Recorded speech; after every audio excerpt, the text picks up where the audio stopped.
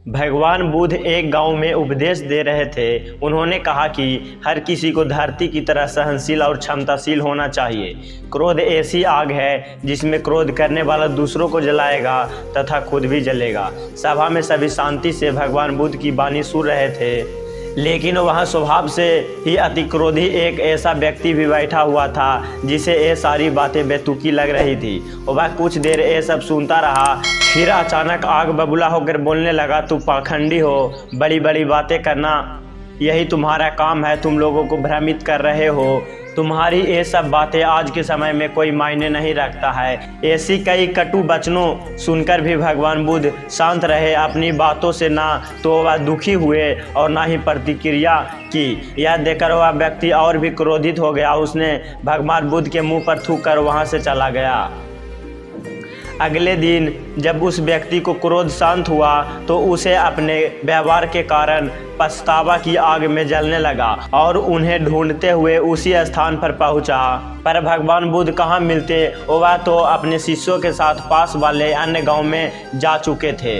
व्यक्ति ने भगवान बुद्ध के बारे में लोगों से पूछा और ढूंढते ढूंढते जहां भगवान बुद्ध प्रवचन दे रहे थे वहां पहुंच गया। उन्हें देखते ही वह उनके चरणों में गिर पड़ा और बोला, मुझे क्षमा कर दीजिए प्रभु। भगवान बुद्ध ने पूछा, कौन हो भाई, तुम्हें क्या हुआ है और क्यों क्षमा मांग रहे हो? उसने कहा, क्या आप भूल गए, मैं वही हूँ जिसने आपके साथ कल बहुत बुरा व्यवहार किया था। मैं शर्मिंदा हूँ, मैं अपने दुष्ट आचरण की क्षमा याचना करने आया हूँ। भगवान बुद्ध ने प्रेम पूर्वक कहा, बीता हुआ कल तो मैं वहीं छोड़कर आया हूँ और अभी भी तुम वहीं अटके हुए हो। तुम अपनी गलती का आभास हो गया है, तुमने पश्चाताप कर लिया है, तुम निर्मल हो चुके हो।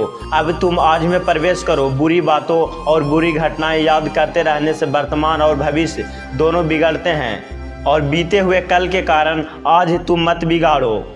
उस व्यक्ति का सारा बोझ उतर गया। उसने भगवान बुद्ध के चरणों में पकड़कर क्रोध त्याग कर और क्षमाशीलता का संकल्प लिया। भगवान बुद्ध ने उसके मस्तिष्क पर हाथ रखा। उसी दिन से उसमें परिवर्तन आ गया। उसके जीवन में सत्य व प्रेम की करुणा की धारा बहने लगी। मित्रों, हम बहुत पहले की गई किसी गलती के बारे में सोच सोचकर बार बार दुखी होते हैं और खुद को कोसते रहते हैं। हमें ऐसा नहीं करना चाहिए। गलती का बोध हो जाने पर उसे कभी ना दोहराने का संकल्प लेना चाहिए और एक नई ऊर्जा के साथ वर्तमान का सही करना चाहिए और आज में जीना चाहिए। तो एक कहानी सुनकर आपको कैसा लगा हमें कमेंट में ज़रूर बताएं और भगवान बुद्ध की इसी तरह की कहानियाँ सुनने के लिए हमारे चैनल को सब्सक्राइब करें।